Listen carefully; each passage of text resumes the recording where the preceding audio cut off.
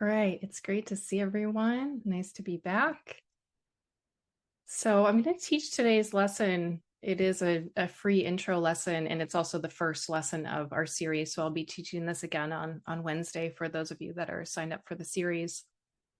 And this title that I've chosen for this series, Lengths and Volumes, or Volumes and Lengths.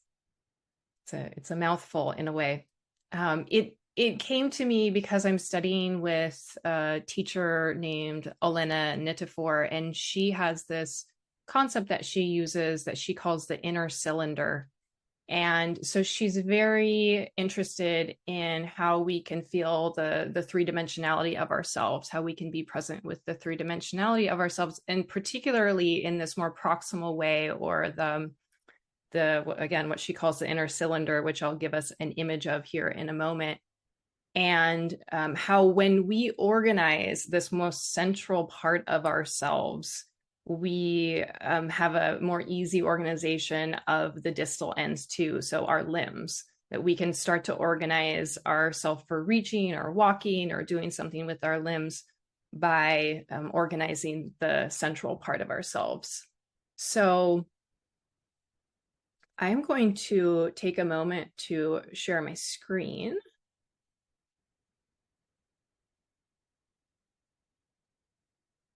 All right, so we've got the skeleton. And so Elena talks about this inner cylinder as starting at your first rib, or being about the diameter of your first rib, which would be a diameter that's a little bit bigger than your neck, and then going all the way down to your pelvic inlet, or kind of the very base of the pelvis. So I'm going to get out my little drawing tool here. I'm going to try to draw that for us. So this first rib, it goes right underneath the collarbone. And you could, as I'm drawing, if you want to be tactile on yourself, you can. And of course, the rib, it attaches at the top of the sternum. And then as it wraps around it, it is a joint with your highest thoracic vertebra. And then the pelvic inlet is going to be a little bit trickier to see. If I could rotate this and we could look from below, from like a foot's eye view, it would be better, but I'm just going to sort of draw it here. And then we think about this whole cylinder. And so it's the center of you, right? It's like a pillar in the center of you. Your spine would be included in that. And, you know, we can think about this cylinder as being pliable, as being malleable, that we know that we have soft tissues, we have organs that come in and out of this, right? This is just an image. Of course, we don't have a real cylinder inside of us like this, but we'll play with what's the difference between rolling or rotating or twisting. And I just want to take a moment to create some distinctions between two of those words, rolling and rotation. So rolling, you can think of like a log that you would roll down a hill. You'd push a log and it would roll down a hill, and it would travel through space. Versus rotation, which you can think of as the best image I could come up with was gyro meat, when it's on that big skewer and you see that big piece of meat rotating around the skewer, right? It's not traveling through the store, through the shop that you're going to get your gyro sandwich. It is staying right around that central axis of the skewer. And so today we're going to be playing with being able to sense rotation, so turning around that central axis, and then sometimes we'll compare it with rolling. Okay, so might feel a little out of context right now, but once you're moving, I think it will make sense. All right, so we'll actually start today seated for just a moment. You can sit on a really simple chair or stool. You can also sit on the floor if you're comfortable with that.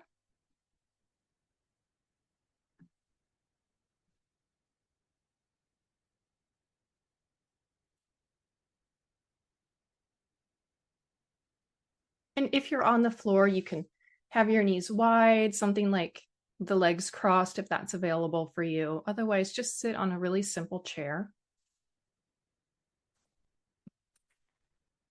And take a moment to arrive, just to acknowledge the basic experience of the world around you, the support of the surfaces that you're on.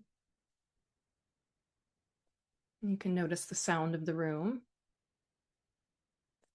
And I actually encourage you to not look at your screen, because in a moment we're going to do something with our eyes. So if you even want to just angle yourself, turn your chair, turn your seat just a little bit away from the screen, and then look forward out to what would be your imaginary horizon line.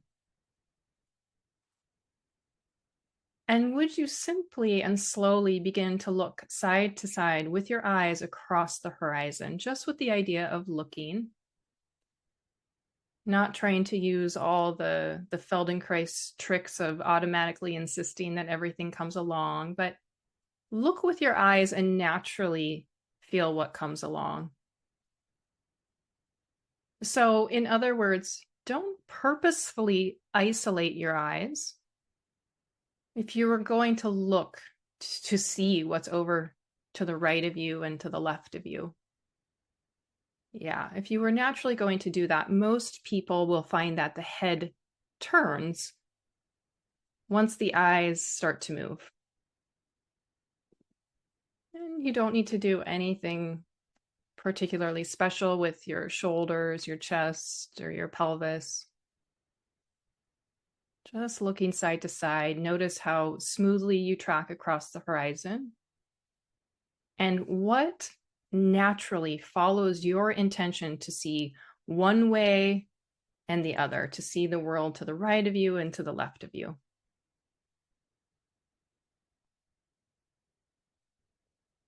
So one of the gifts of our species is this upright spine that rotates around itself. So feel, is it just your neck that automatically follows your eyes? Or do you find something shifting in your collarbones or your shoulders? And do you find the same thing right to left?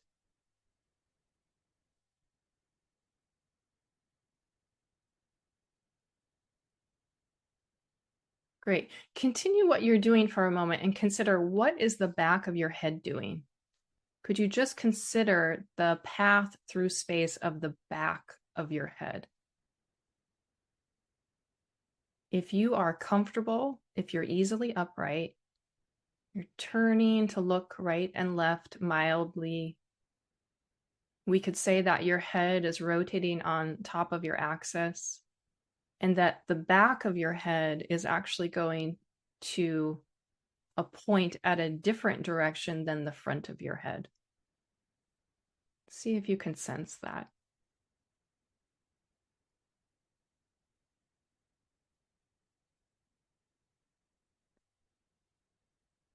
Feeling how this is a rotating of the head right around its axis.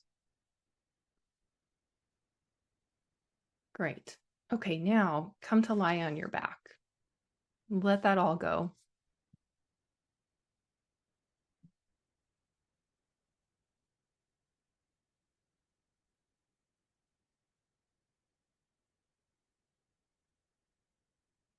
If it's available for you, you can lie with your legs long, having some easy space between the legs.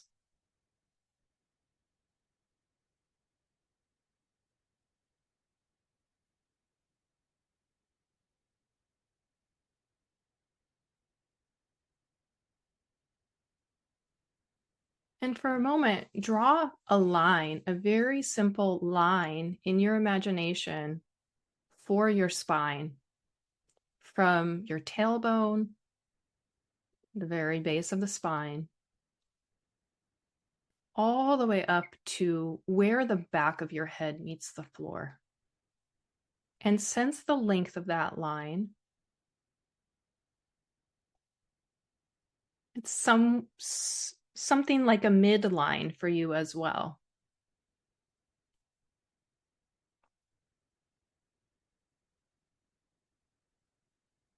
And as you're resting here on the floor, take in this new connection with the support of the floor behind you. Do you have a sense of being sunken into the ground? Are you inert with the ground?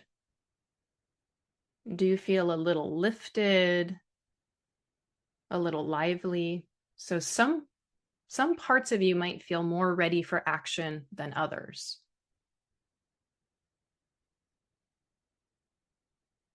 Let your eyes close and your brow be soft. And now, could you roll your head from side to side, which is surprisingly different from what you just did when you were sitting? Because of the contact with the ground, right? When you were upright, you were rotating your head from side to side right on top of the axis. Now it's like your head is a ball and it's rolling across the ground. And do this quietly, easily. You're not trying to see how far you can roll your head. You're staying within your range of comfort. But notice how when you roll, your head comes away from your central axis. It comes away from your midline. In other words, your head is covering distance. And as you're rolling your head here and lying down, what are the followers of the head, if any? You might feel a movement in your neck. What about below the neck? That first rib or your collarbones? Do you sense any shifting in your shoulders? How much of you naturally follows this rolling action?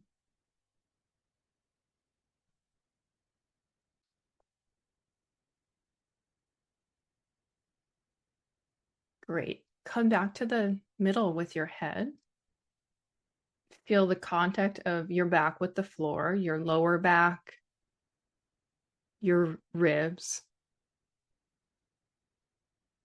And now bend your knees and stand your feet. And notice, did the contact of your back, the back surface, change with the surface of the floor when you bent your knees and stood your feet?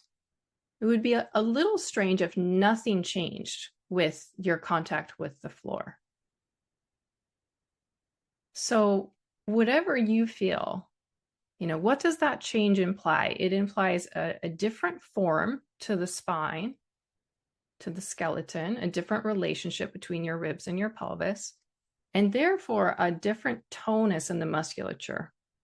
Meaning some parts of you might be able to ease into the floor easier with your legs in this position.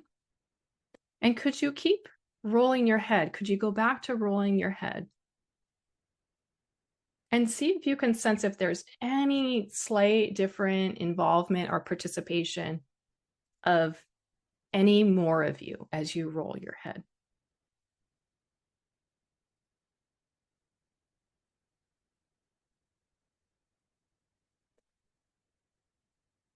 Good. And then rest like this with your knees bent and your feet standing clearly. And I'd like you to think very carefully of your left ear and roll your head only to the right a few times, thinking of your left ear. So you roll your head just to the right and then just return to the middle. Notice how your left ear is attached to this rolling skull or this rolling ball of your head. And feel how when you roll your head to the right, your left ear travels sort of forward and over to the right a little bit. It actually arcs through space.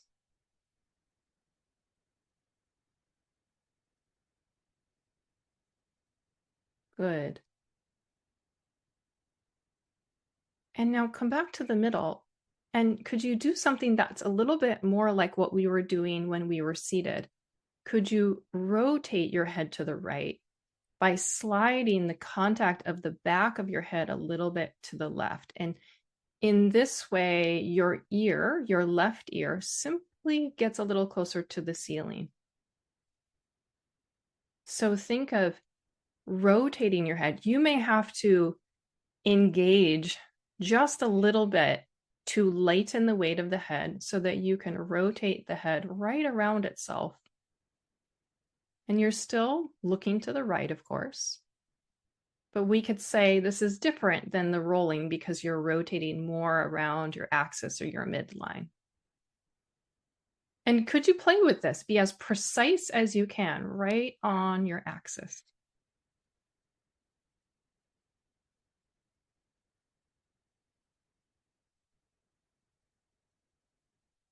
Good. Pause with your head in the middle.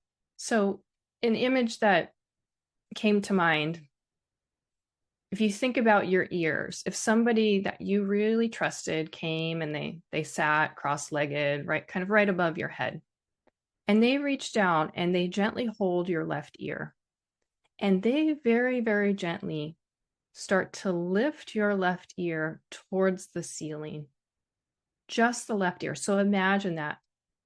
And begin to rotate your head to the right. Imagine that they're trying to lift your left ear towards the ceiling, and they do it so patiently, and they allow you to turn your head to the right.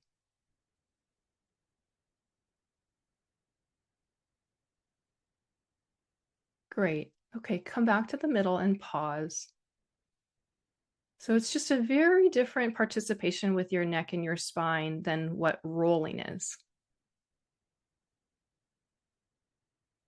So now roll your head a few times to the left and track your right ear through space as you roll your head like a ball so that your head actually travels a little bit away from your midline.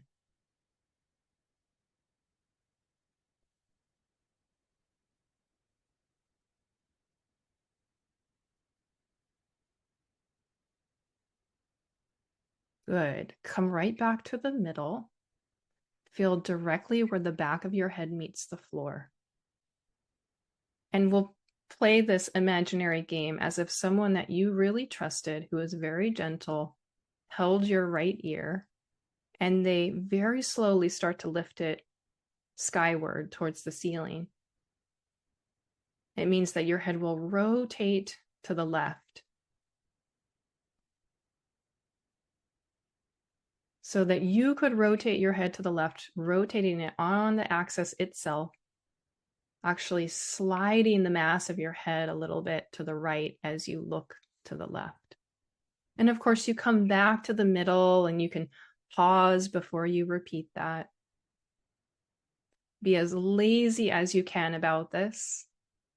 It's certainly harder than rolling your head. There's a little muscular contraction in order to lighten the head just enough to rotate it to the left.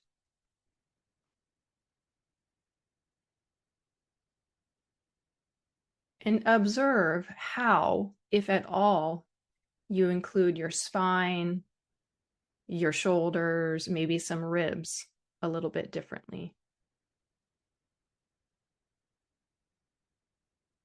Good. Now come back to the middle and simply go back to rolling your head to the left.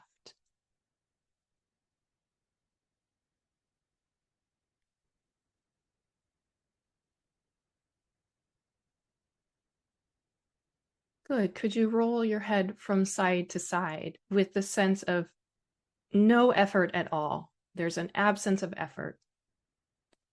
And as you're rolling the head, notice any shifting of contact of the shoulders and the ribs with the floor. Does your rib structure yield to accommodate the movement of your head? Does one shoulder settle a little differently into the floor?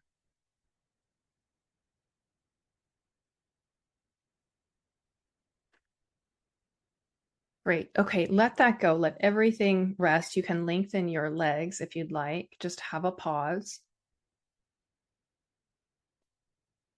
And sense your length as a whole. Try not to divide yourself verbally or mentally into different body parts, but sense the image of length. You can notice if you think from the crown of your head to the sole of one foot, is different than the length of the crown of your head to the sole of the other foot? Do you somehow feel more connected or longer on one side than the other?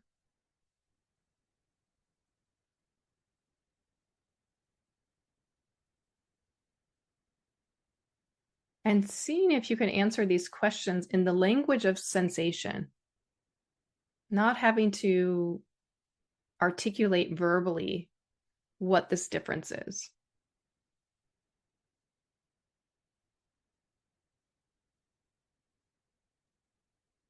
Good. Bend your knees again and stand your feet. Now, take your hands, interlace your fingers, and place your hands behind your head. Not behind your neck, but behind your head. And just a few times, point your elbows a little towards the ceiling and then widen your elbows a little bit. And you get to decide how much you want your elbows pointed to the ceiling for comfort, for the comfort of your shoulders, for the comfort of your wrists.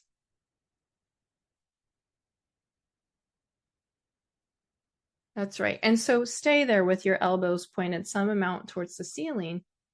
And could you use your hands and your arms to just gently lift your head as if you're going to look down between your knees? Slowly lift the head and then replace the head back to the floor. And pause. And make it easy so that as you lift the head, you exhale. Exhaling so that the ribs can soften, so that the sternum can depress more easily. Doing this not as a sit-up, not as a strength challenge. Do it as an ongoing question and exploration. You don't need to lift your head high, but each time you lift your head, let there be an ongoing question about how much of your spine, how much of your back on the floor is available to roll into the floor in order to make your head light.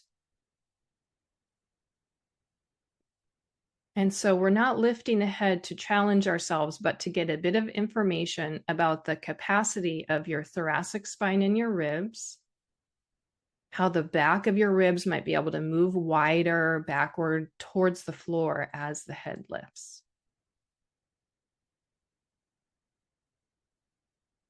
Yeah. Can you use the floor? Can you think of the internal dimension of yourself compressing and folding the ribs in the front?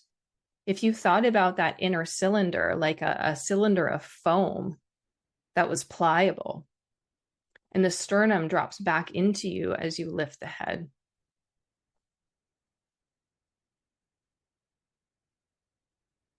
Great. Everybody rest for a moment. Just come out of this just for ease. Just let the arms come down and pause to let the efforts go.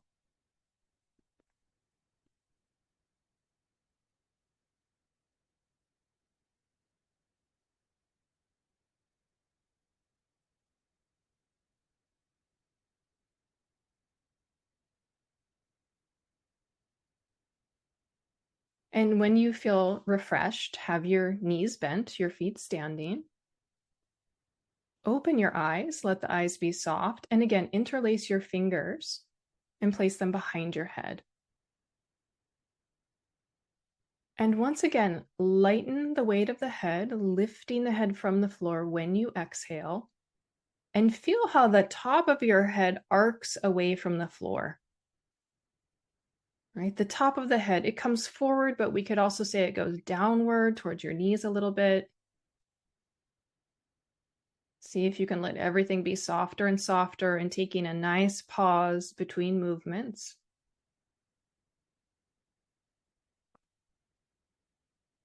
Now, everything I've said so far, it may give you the image of trying to lift yourself in a symmetric way. So without trying to be symmetrical, could you let yourself lift your head in your unique way?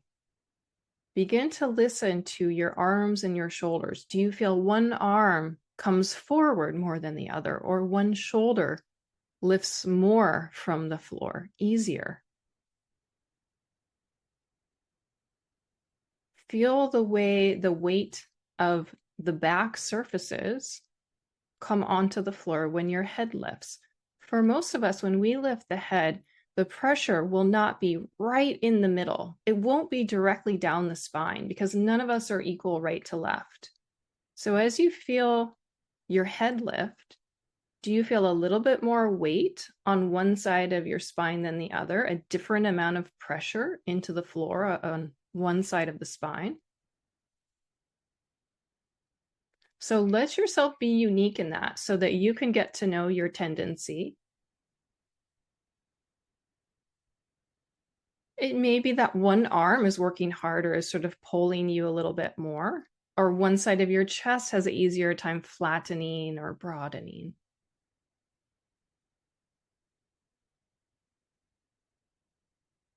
Okay, again, pause.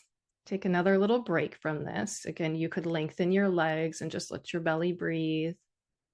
Enjoy the ease in your abdomen now after all that lifting of the head, because of course there is some activation. There's some activation along the whole front of the spine as we shape the torso in order to lift the head, meaning your abdominal muscles were working. And as you rest, you might even have the possibility of noticing if the left side of your abdomen or the right side of your abdomen feels more tired or is more clear to you.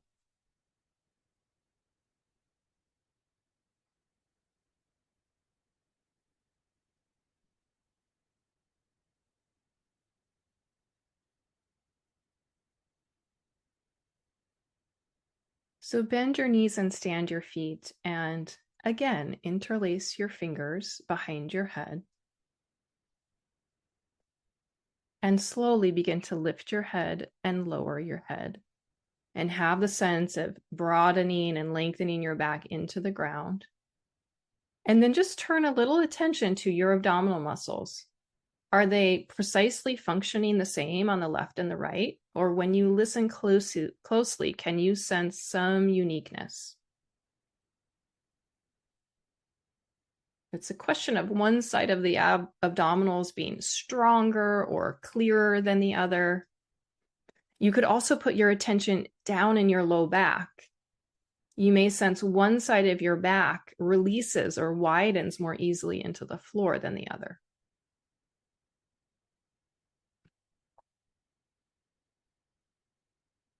Okay, now, can you keep your head lifted and pause there? This is the last time the head will be involved for a little while.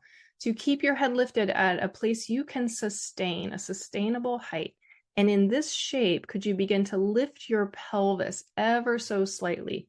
So your head stays lifted and the very tail end of the spine begins to lift, lifting your pelvis and then bringing your pelvis back down. So you are trying to keep your head right where it is, and you just test, can I lighten the pelvis a little bit? Where the bottom, the very base of your pelvis, where the tailbone is what lifts towards the ceiling first. So there's a sense of arcing or curling the tailbone a little bit away from the floor, which means that your lower back initially gets to press the ground as you lift the tail. Okay, everybody rest for a moment. Bring your head and your pelvis down. Let your arms come down.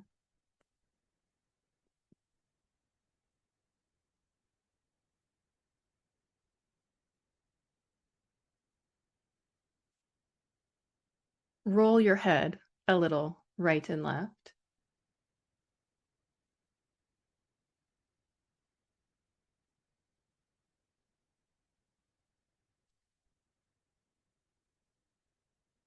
Good. Bring your head to the middle and bend your knees and stand your feet.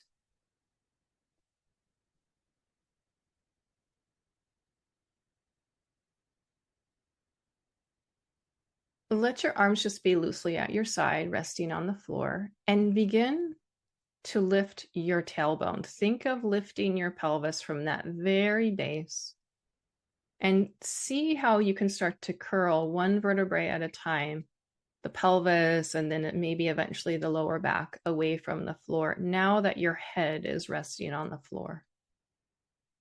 Letting the breath be easy. And gently lowering the pelvis back to the floor.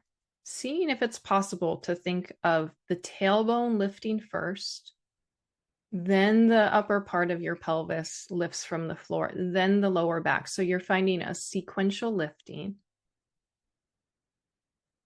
And you can lift your pelvis as high as you can comfortably.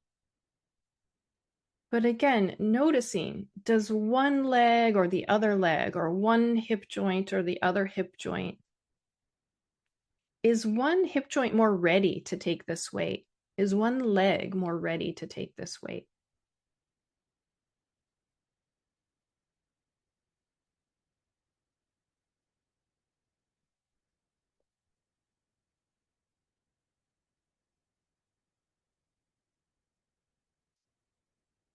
Great. As you bring your pelvis down, just rest it on the floor and interlace your fingers behind your head. And once more, lift your head and keep it lifted at some sustainable height where your head could just float there. It could be that you're not even lifting the head, but that your knuckles are just grazing the ground. But you know that, there's just even the beginning of a lift. And in this shape, could you begin to lift your pelvis so that your head stays right where it is?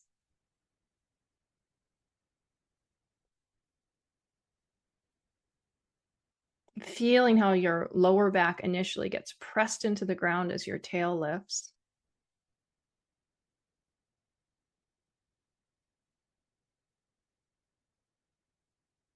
That's right. So doing this just a little bit so that you can find out to where can you lift your pelvis before your head has to go back.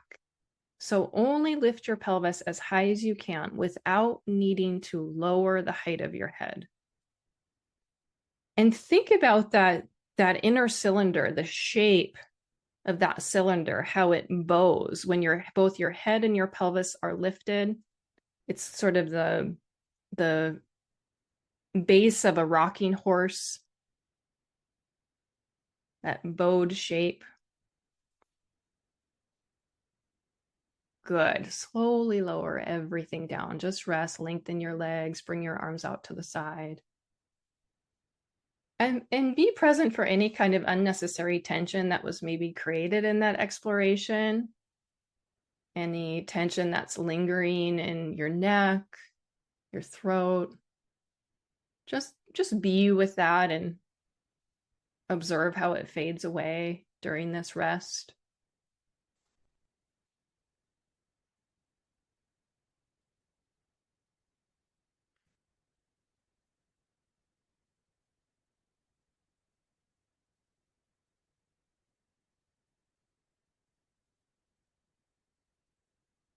Good. Bend your knees and stand your feet. Have your feet about the width of your hips or your shoulders.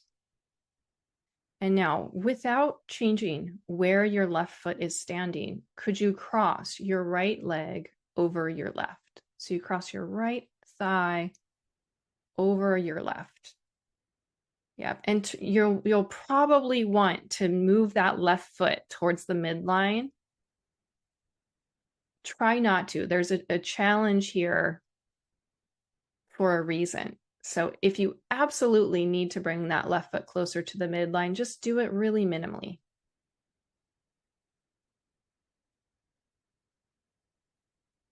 Okay, now see if you can very slowly see what it's like to lighten your pelvis. It doesn't mean you need to leap into lifting or hoisting your pelvis up. You can even feel yourself begin to organize the thought, the image of lightening, of floating your pelvis up. Go really kindly and feel the asymmetry of this.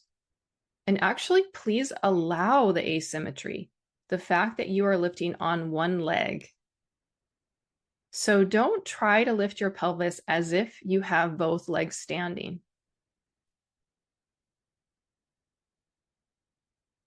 Surrender to the asymmetry.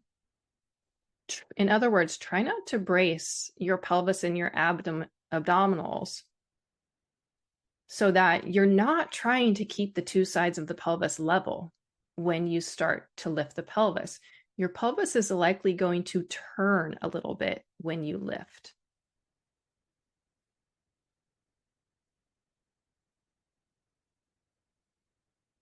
Yeah, your pelvis may not need just to turn a little bit, but one side might sort of sag down towards the floor to be as efficient as you can. So again, try not to brace your belly. Your pelvis is going to turn. And we want to allow some asymmetry here.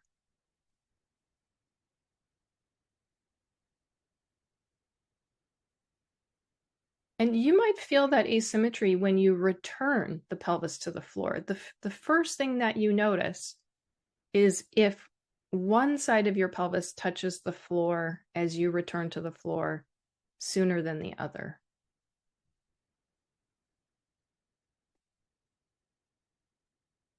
Yeah, as you lift your pelvis, as you go upward, feel the pressure, the distribution of weight on the left foot, and then feel how that pressure goes up the trunk and see, does it seem to go diagonally over to one shoulder more than the other?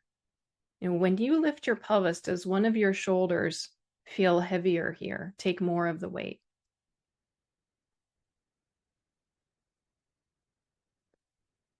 Okay, so bring your pelvis down for a moment and rest. Try to keep that cross-leg position if you're okay without a rest.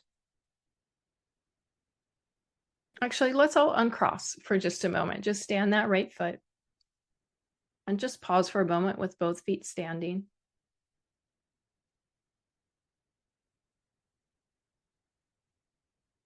And then we'll come back to that same side. So cross the same way, your right leg crossed over your left. And this time we're going to kind of test this question about where does the weight go? Does the weight go more towards one shoulder or the other? So your left foot is on the ground. Lift your left arm directly towards the ceiling so it's plumb in gravity. And as you lift your pelvis, would you also slightly lengthen your left arm towards the ceiling and feel what it's like to lift your left shoulder a little bit from the ground as you also lift your pelvis? The left arm stays vertical. It stays in that constant plumb line. And see if you can feel that when you start to lift your pelvis, you're kind of forced to pull the weight diagonally upward towards your right shoulder. Can you sense that? And see if you can use the back of your right shoulder, use that for balance. Like somehow you're balancing between your left foot and your right shoulder. Notice how your ribs and your spine take this little twist of your pelvis, just because the pelvis is in this slightly lopsided position.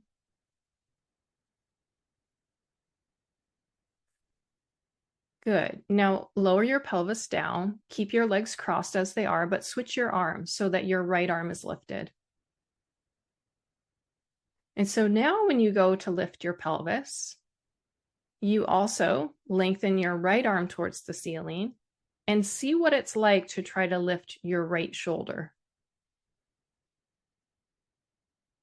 And feel, is it easier to lift your right shoulder than it was to lift your left shoulder?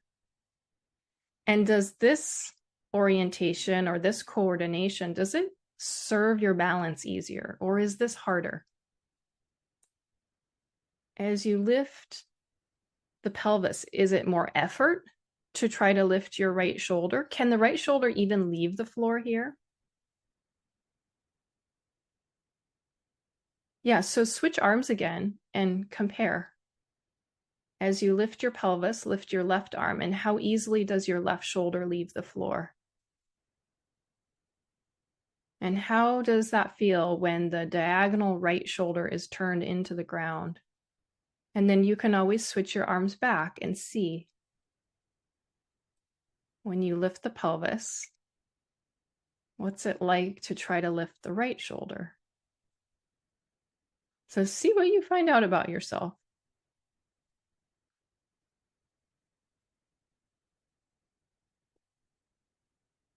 Good. Now put your arms down and just lift and lower your pelvis a few times. And see if as you're lifting the pelvis with the left foot connected to the floor, can you roll the weight diagonally towards your right shoulder? So your right shoulder stays really connected to the ground so that your left foot and your right shoulder are the base for lifting your pelvis.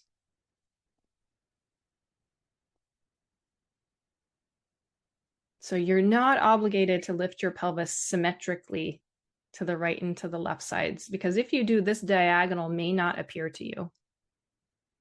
And there's a rotation of the inner cylinder that you can imagine. There's a gentle rotation of that inner cylinder to the right, all the way down at your pelvis. Okay, let it all go. Rest, have the legs long, or rest in another position that you'd like.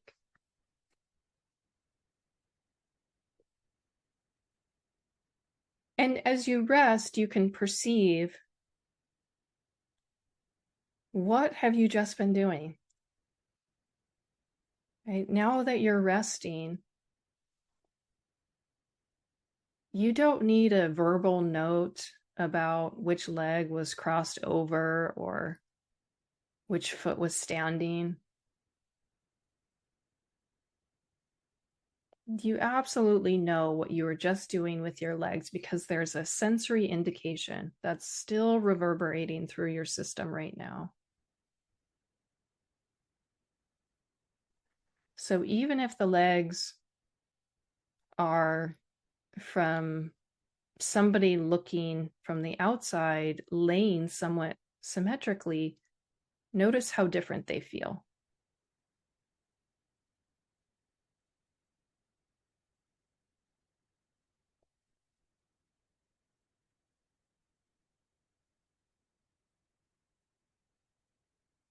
Okay, bend your knees, stand your feet, and go ahead and switch so that your left leg crosses over your right. So you know a little bit more about this. You're a little bit more clever about this. Don't bring that right foot towards the midline. And start to feel yourself really delicately engage with the idea of lifting your pelvis.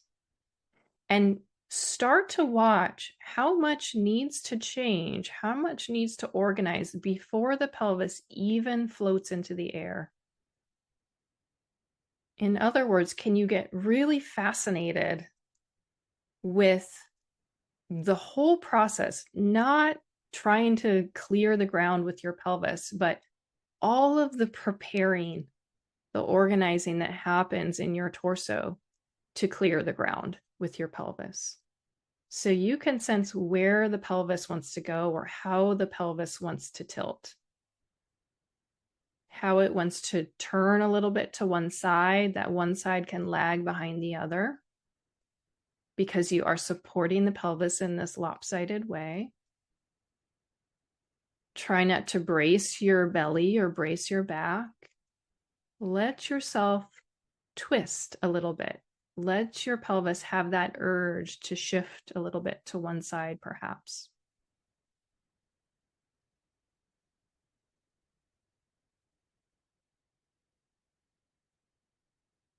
And then we'll start this play with the shoulders, but you can rest whenever you need to. So first, lift your right arm towards the ceiling, plumb with gravity. And feel yourself organized to float your pelvis up. Let the pelvis rotate and shift, and also float your right arm up. See if you can lift your right shoulder from the ground so that more weight leans into your left shoulder. And then you lower the pelvis down and rest that arm in the plumb line. And try this a few times with this arm so that as you float your right arm up, it simply directs the weight of the torso diagonally towards that left shoulder so that your two balance points, once your pelvis are lifted, are your right foot and the back of your left shoulder. And this really requires a little rotation of your thoracic spine, of those upper ribs. Can you feel any turning, any life, something coming alive in your uppermost ribs as your pelvis turns a little bit? That's right. And then you can switch your arms. Take your left arm up. And as you lift your pelvis, lengthen your left arm towards the ceiling and feel, can you lift the left shoulder, or does it feel really stuck or heavy onto the ground? Right? We're not trying to create a fight. We're not trying to work as hard as we can to accomplish lifting that left shoulder. You actually want to feel that this second coordination here is a little less advantageous, which will be hard to feel if you're using 10 times the amount of effort that you were using on the first side. Yeah, so again, I see some of you shifting back and forth, playing so that you can start to feel, oh yeah, what is it like with this arm? What's this idea of this diagonal support that Sarah's talking about? So the diagonal I'm having you think of is that your right foot and the back of your left shoulder are the base of support when you lift your pelvis. And this allows this rotation. You can imagine the inner cylinder rotating to the left.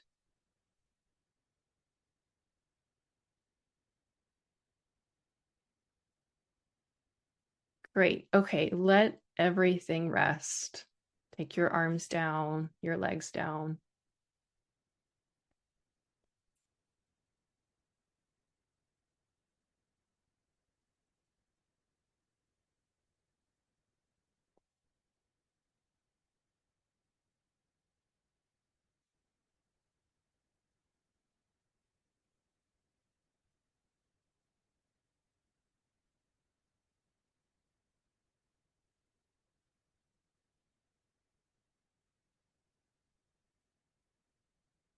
Bend your knees and stand both feet. Interlace your hands behind your head. And just 2 or 3 times, just so that you can really observe how this is, would you lift your head to sense? How is the lifting of your head now? How does your spine interact with itself and the floor? And that third time that you lift your head, keep your head lifted, sustain it there, and just lift your pelvis, curling it up from the bottom 2 or 3 times. Lift your pelvis and lower it and feel, how is that now? Just see if anything has changed.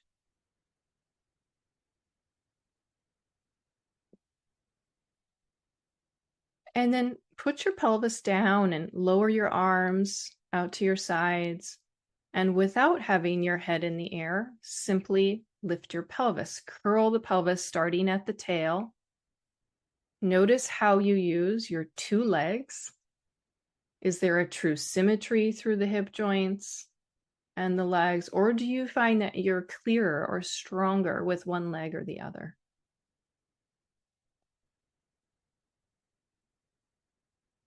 Great. Okay, rest that. And keep your left leg standing, lengthen your right leg long. So it's just your left foot that's standing.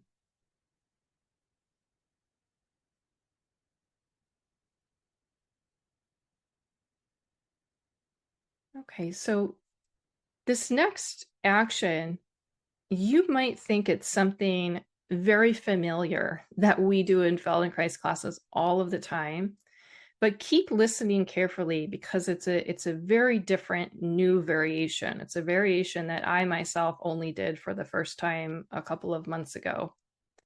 So with your left foot standing, begin to lift the left side of your pelvis, but do nothing with the right leg. Don't press the right heel back. And think of progressively lifting your left pelvis more and more until what you start to feel is not a rolling of your pelvis to the right. Right? That's what we've done many, many times. Those of you that are my students who've taken hundreds of lessons with me, we have done this so many times. And usually we talk about rolling the pelvis to the right. That's not what we're doing. So you're going to think of the left side of your pelvis lifting so that perhaps at some point, the left side of your pelvis has lifted so high that the right side of your pelvis hangs down. The right side of your pelvis might actually clear the floor, and it's like it's dangling down because the left side of your pelvis has lifted up so high. I'm not saying you need to get to that point, but that's the image you can have.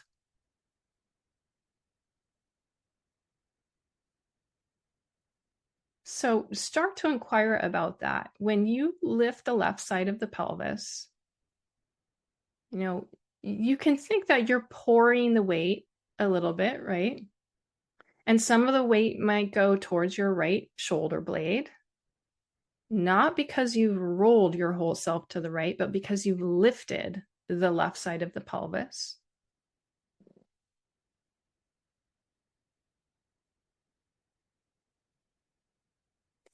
The French name for the pelvis is basin. So if you think that your pelvis is like a bowl or a basin full of water, and somebody takes the left side of that bowl and they actually lift it up towards the ceiling, it means that the right side of the bowl or the right side of your pelvis actually has to slide a little bit underneath you.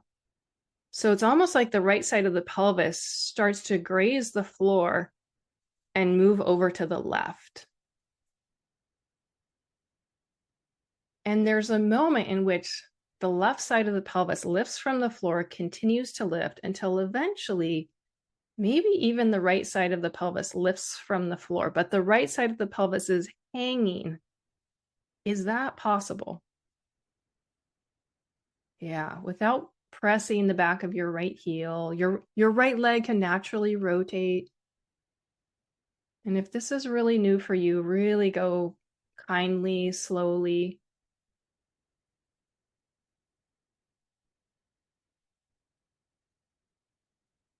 Okay, everyone pause for a moment.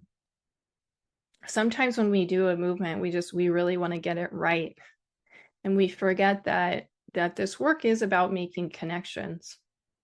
So could you imagine that inner cylinder from the very base of your pelvis all the way up to your first rib? And without doing any movement, imagine that inner cylinder is rotating around itself, right? Like the gyro meat is rotating around the skewer. And it's rotating around itself to the right. So get that direction going. And as you now start to lift the left side of the pelvis, keep imagining that inner cylinder rotating to the right. You may feel it more clearly down in your pelvis, but what about in your low ribs or even high up into your chest, that there can be a little bit of a turning action? That's right. It might turn your head a little bit more.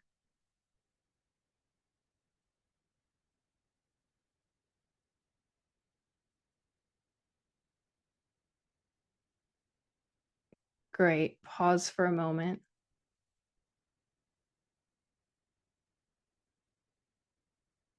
And rest. You can rest and lengthen your left leg.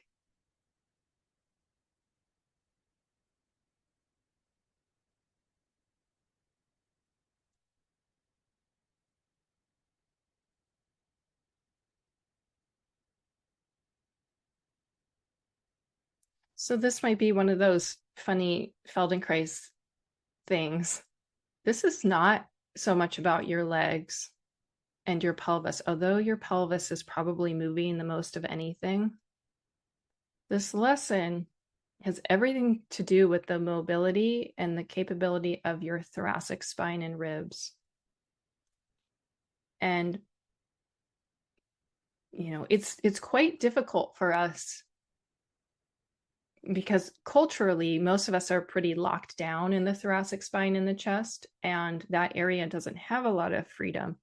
So if we can get just the smallest amount of new movement there, it can feel huge.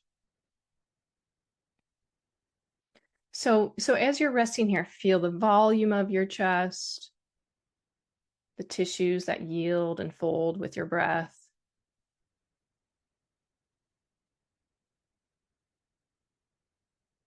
And let's try this with the other leg. So stand your right foot, have your left leg long. The left leg stays long and very passive. And slowly begin to lift the right side of your pelvis straight up towards the ceiling. And you can first engage with this with just 25%, right? You don't have to do the most you can right away. And as you start to lift the right side of the pelvis, let the left side of your pelvis drop back a little bit. And so before you make this movement as big as you can, remember this is very different than what you might be used to doing in this position.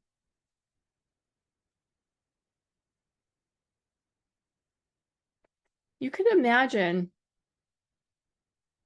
if there was a soft fish hook that somebody attached to your right pelvis or right onto your pants on the right side, like if you were wearing pants with belt loops, and they were able to attach a hook on that farthest belt loop on your right side, and this fish hook had a string that went all the way up towards the ceiling, and somebody started to lift that fish hook right up towards the ceiling so that the right side of your pelvis got hoisted up towards the ceiling. It goes straight up so that then your left pelvis actually hangs down a little bit.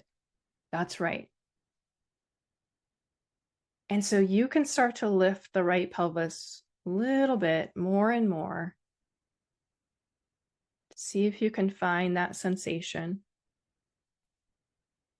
And thinking of that inner cylinder, especially way down in your low belly and your pelvis, when you start to lift the right side of the pelvis, that inner cylinder is rotating to the left. And is there some way you can imagine your ribs or the inner cylinder that's higher up in your torso, around your chest, that area is also rotating leftward?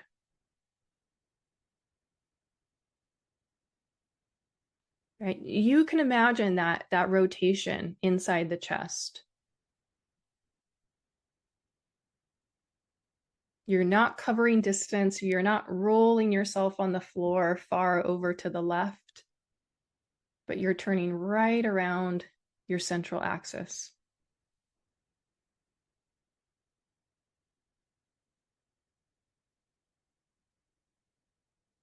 Great. Let it all go. Let your legs lengthen long.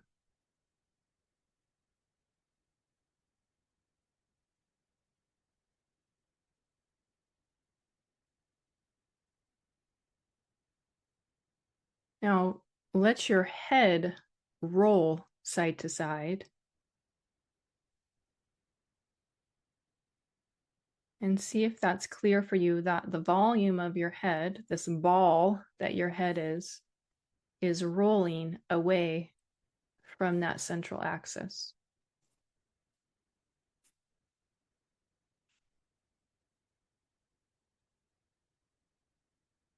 And then gently bend your knees and stand your feet.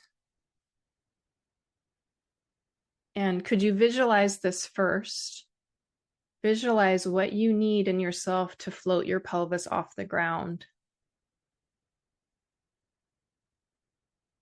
So you bring both feet to stand. And then it's just to see if anything has changed. Start to lift your pelvis with both feet standing and then bring it down and articulating sequentially. And just note anything that might have changed. If there's a lightness or a balance between what each leg does. If there's more distinction between how the various levels of the surface of the back lift from the floor or return to the floor. And if you'd like, you can also bring your hands behind your head and lift your head a little bit, leave your head lifted, and see how it is to lift and lower the pelvis once your head is lifted. Is there something about all of that distinct rotation that maybe changes what this is like?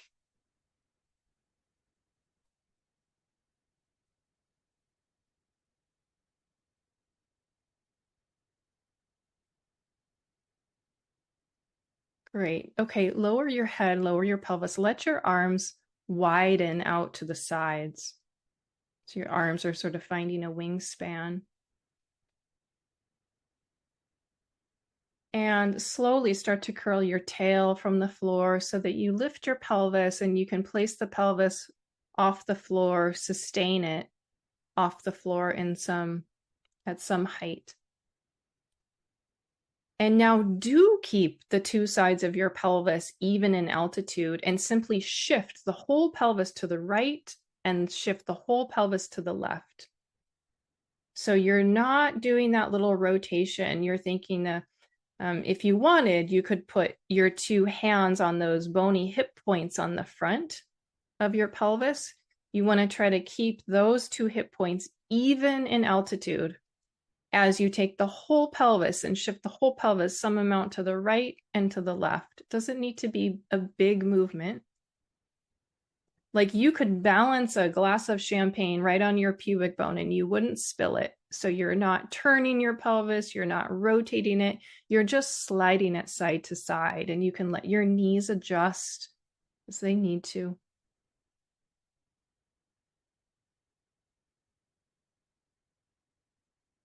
Great. Okay, let that rest for a moment. Keep your feet standing. Cross your right ankle over your left thigh. Yeah, so it's more of that figure four shape. Your right knee is pointed out to the right. And again, bring your arms out to the sides.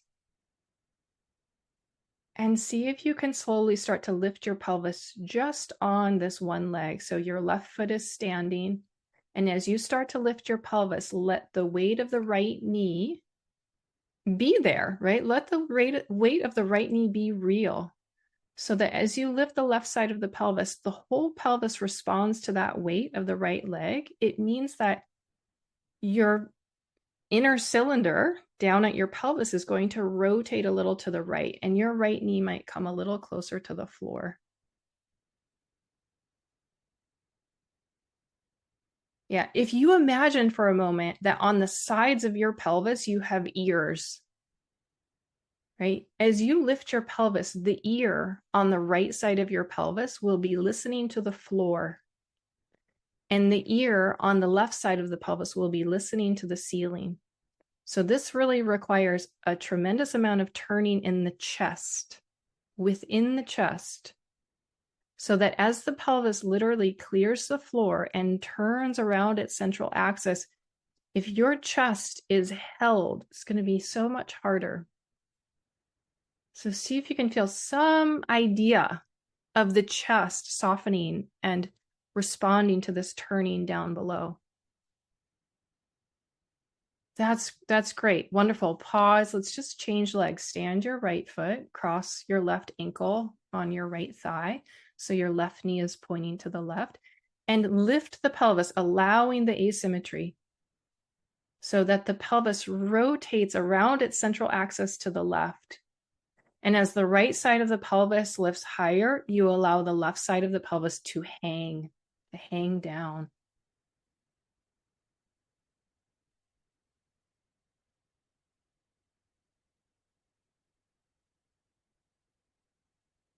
Good. Notice the weight between the shoulder blades. Do you take the weight more towards one shoulder blade? Can you feel the sensation of a twist in your chest? And you may not feel a twist in your chest, but can you generate the image of a twist in your chest?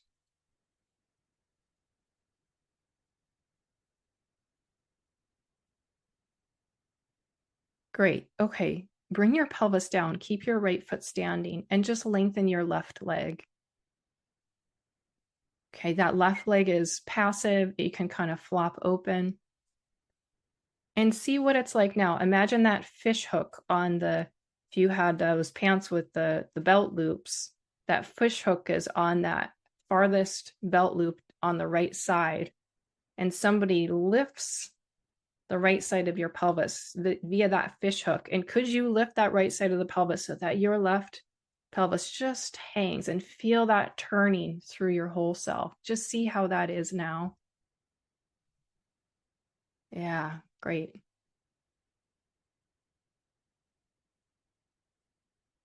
Good. Switch your legs. Let your left leg stand, your right leg be long, and take a moment to imagine that little fish hook on the belt loop of your pants there over on the left side. And somebody pulls the fishing line straight up towards the ceiling to lift the left side of the pelvis, and you feel that rotation. And can you imagine that your chest is also rotating to the right?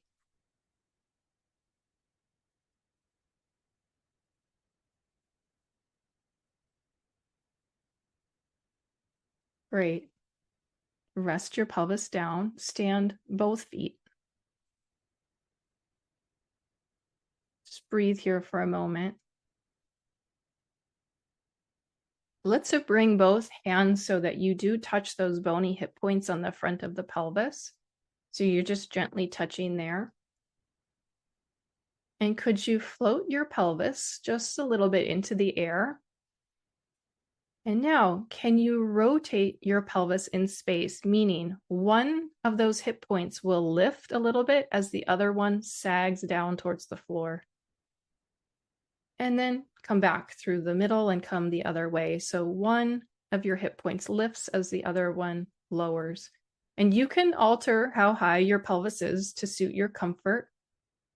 But it's like your hands are on a steering wheel, and you rotate the steering wheel and the column of your spine twists along with it. That inner cylinder twists along with it in some way. And once that movement of your pelvis is clear, let your arms come back out to the sides, rest on the floor wide, and a few times stay with that action of your pelvis, like that steering wheel rotating, but just allow your arms and your shoulders to rest on the floor. And can you feel that your sternum, that your chest is doing this little rotation now as well? Yeah, fabulous. Great. Set your pelvis down. Really rest for a moment. Let your arms come down, your legs lengthen.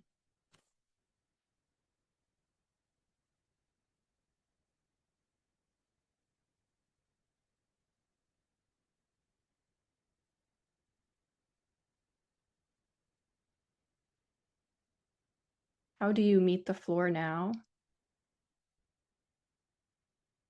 What's different about the back surfaces and their contact with the floor?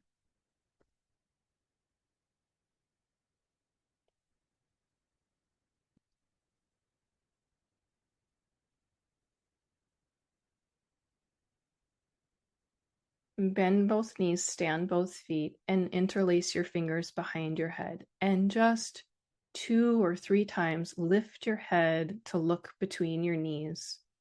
And feel, how do you peel those vertebrae off the ground sequentially and then put them back down? What's your capacity to flatten the chest? And then the 3rd or 4th time that your head is lifted, could you keep your head lifted and then start to curl your tail, your pelvis up into the air, keeping your head in the air as you do this? Just what's easy. And notice that sequential progression of leaving the ground with your pelvis. And you bring your pelvis back down, vertebra by vertebra. And the next time that your pelvis lifts, you have both your head and your pelvis lifted, can you sustain that? Imagine the back of you is like the base of a rocking horse. And could you keep that shape, that bow shape, and rock yourself a little bit away from your head and towards your head? So you keep that rounded shape and you rock up and down a little bit. Yeah, so it means if your pelvis lifts enough, your head has to lower a little bit. So go slow. And if your head lifts so much, you keep that bowed shape, your pelvis has to lower a little bit.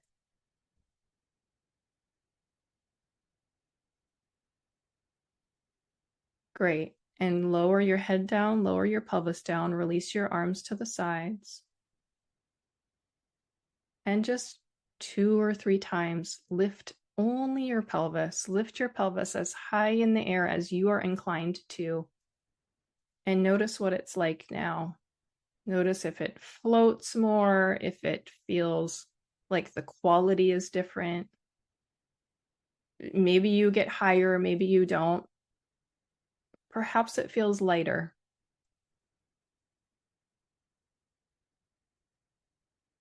Great. And let it all go. Take your legs long. And just see what these internal relationships are, that sense of the length from the crown of your head to the soles of your feet. And what your breathing is like now.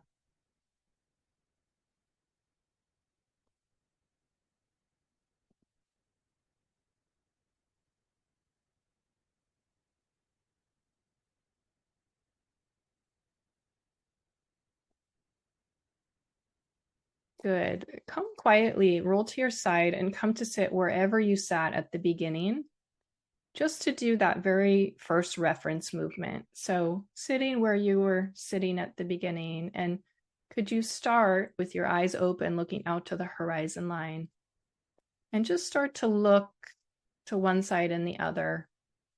See what naturally follows as your eyes turn to see what's to the left of you, and your eyes see what's to the right of you. Just, be naive, be simple, what naturally follows. And just see if you can sense if there's a different participation through yourself. What naturally helps you explore the world around you visually now.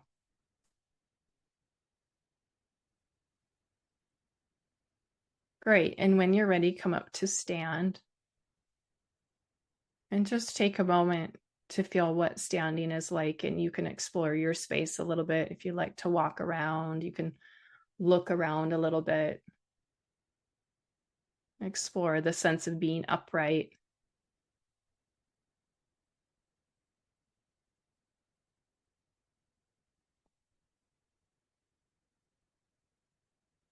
Okay, thank you so much, everyone. I went a little bit over time with some of those last variations, so thank you so much for your attention, for staying with it. I'll leave the meeting up for conversation. For those of you that are new, I always do that after my Feldenkrais classes. So you're welcome to take off and just kind of stay in your somatic sensations, to stay with whatever you're finding in your body. If you're curious or you want to share something, you're welcome to stay as we have a little conversation. Bye, Sarah. That was bliss. Thanks, Elizabeth. Thank you, Sarah. You're welcome. I'd like to say something after other people, just kind of not, because it's real significant for me in a difficult way, but a significant. Hi. Yeah. Hi, Ronnie. Are you going to, Jeff Haller is coming to you in the next little while. Are you going to be seeing him? Yeah, I'm actually organizing him coming. Yeah. So I will get the goodies from you. Yes, absolutely. Yeah. Do you want to share, Ronnie? Yes, Experience? I've been through a lot, and how it's gone through into my body is I have arthritis in my left jaw, and it's gone into what I've been trying to work with, those vertebrae, the first vertebra, the lack of movement in through the collarbone, the stern, and then that first and second vertebra. So when I was doing this, and I'm click, click, click, click, click, I turn my head, I click, click, click, click, click. I mean, I've got arthritis now that I never had before, which for a fluid body is really disconcerting. But so I was really working with that. And I found that even though when you were saying it, anything on this left side is shortened in the pelvis, in the side, and that's where it all is. So I'm going to be playing more with this and listening. What I find and what I've been working with on my own is I'm using the floor to press into, the floor to have my body go into, and that helps me to kind of relax in and to get some of the movement. But yeah, there's a lot of parts to this. I'm going to have to break it down. I'm going to have to break it down. And then what I'm doing is putting my hands in here too. I'm arthritic in my thoracic spine in here, and that's a little difficult. Mhm. But I think this will help it. And it's also, I didn't realize the relationship of the curling of my pelvis and those vertebrae with what's going on here through that whole left side. Yeah. Thanks, Ronnie. So I think there's something about, the detailed or the amount of time and the kind of attention that we take, which for some people might just feel like boring, I know, I know, right? no, I But know. but it made you able to feel what was going on more truly, more honestly on that left side, which Exactly. sometimes we discover things that aren't always super pleasant, right? Oh, that side that's feeling those, that discomfort. Oh, but I can feel how it's short on that side, or I can feel. So I'm glad, really glad that you shared that with us. Yeah, thanks, Ronnie. I wish that people didn't feel this work. You have a core of people. I'm new, guys. I'm new to her. That really don't like the work because they don't like that listening and all, but it really puts you into, and it releases. And then anything else you do, your yoga, whatever, really it supports it. Yeah. Yeah, I'm going to be working. This is a hard thing for me. I've never had arthritis. I've never had this. So we'll see if it can open it. We'll see. Yeah, movement is helpful for arthritis for sure. Okay, But anybody yeah, else can share? Thank you. yeah, other thoughts.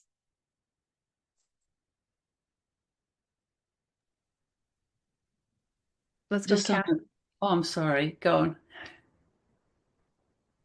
Oh, I'm sorry. I'm putting I've been gone for a while, and so now I'm looking at the little icons in my little window, not on my little screen. But I loved, or it was very helpful to have the beginning image of the cylinder from um our our upper ribs down to our pelvis, um and thank you for prompting us to use the whole cylinder going at once. That was really helpful. And um wow, and the slow movements. It's that old adage that goes slow to go fast later, or not fast later, but to understand later, or whatever. And so I'm really glad to be back. And so, and at the end, when we were turning our heads side to side again, I noticed that my knees were coming with, which meant my pelvis was coming with, that I didn't notice at the beginning. So anyway. Great. Thanks, Kathy. Mhm. Yeah, Bill, you want to? Yeah, I just want to say thank you, Sarah, and thank you for the free open class. And I've been having I've had some pain under my scapula on the right side, and I felt a little bit of relief doing this. I think just sensing and moving into the back, the upper back. Put some kind of support and pressure there, and it's really loosened up. So thank you. Great. Good. Wonderful. Yeah. Speaks to the connection of everything. Mhm. Great. Good to hear, Bill. I was just going to say, on a very simple level, I noticed that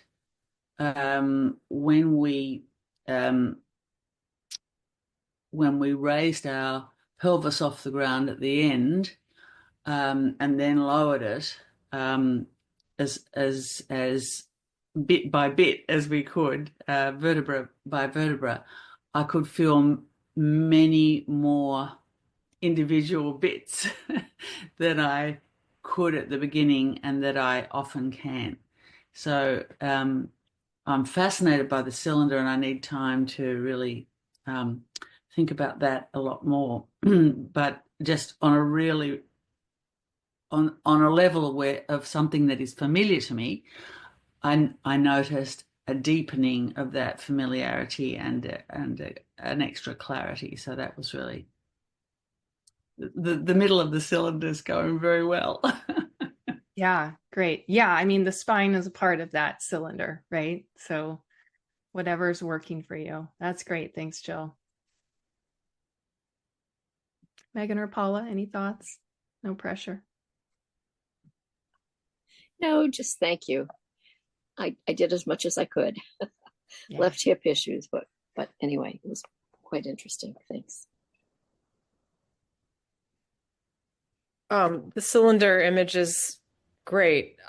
It did make, for whatever reason, I decided it was a certain diameter, and then I don't know why, but just, yeah, I think the picture you drew, but I just was picturing that it was a pretty big. So then every time we were lifting the pelvis or the head, I just was like, oh, my cylinder is like flattening. It's more like it was like an oval. And then I got like hung up on that a little bit of like, how do I keep the cylinder round instead of like that and do all the other things. But so that was one thing I just found myself thinking about a lot, which never occurred to me that like it could be a smaller cylinder, which then I don't know if that, I don't know. Anyway, the brain is so fascinating. And the other thing I noticed was especially when we were crossing one leg over the other and lifting the pelvis, so we were kind of off, we weren't symmetrical, how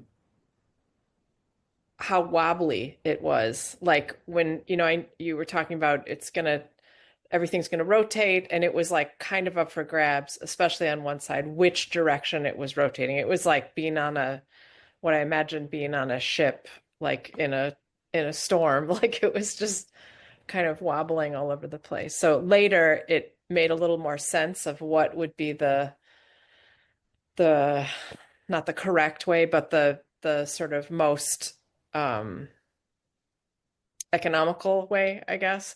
But at first it was just like, I don't know. Yeah. It was pretty wobbly and interesting. But yeah, like Jill said, it's a really interesting image, and it's new, and it'll just take some time to absorb it, I think.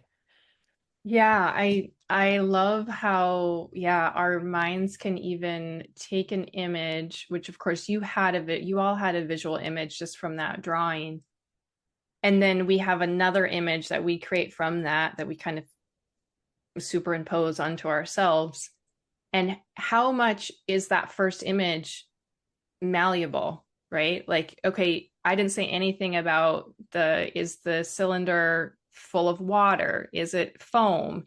Is it a balloon that is, first shaped like a cylinder, but like a balloon, you can like squeeze, like one part of it can get really thin and one part of it gets bigger, or what? And it's funny how our minds sort of create these boundaries, like, oh no, the cylinder can't change diameter, right? But we'll keep playing with that image, and so hopefully we'll expand the possibilities for that image and for your torso as well. So for the center of you, yeah, because I do think that when our thinking is narrowed, then our actual movement also has less possibilities. Yeah. I'd like to say one last thing of how when we're stiff or something, we use another part of our body. So when we were turning, so rather than turn from the chest, I was using my hips and my feet. So this didn't have to turn as much. Yeah. Fascinating. And oh, well, I've learned that we have to do that, but it's also stopping me from really turning from the center. So that was fascinating too. Great.